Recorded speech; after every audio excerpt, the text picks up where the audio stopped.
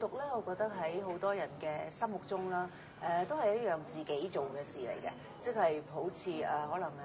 搭緊車嗰陣時睇書啊，或者係臨瞓前睇書啊，或者得閒嘅時候睇書，喺海邊睇書啊咁。咁其實睇書咧就雖然係自己一個人做嘅嘢，但係我覺得呢個過程咧係未圓滿嘅，因為應該將一本書你睇完之後咧，你攞到啲咩心得，你贊成或者唔贊成，同意或者唔同意咧，應該攞出嚟同一啲志同道合一齊睇過呢本書或者係冇睇過呢本書嘅人咧去分享。咁我覺得有咗呢一個交流同埋分享呢個過程咧，睇書呢個動作先至係圓滿咯。咁所以今日好開心喺呢個分享會嗰度咧，可以同好多朋友一齊分享睇書嘅心得。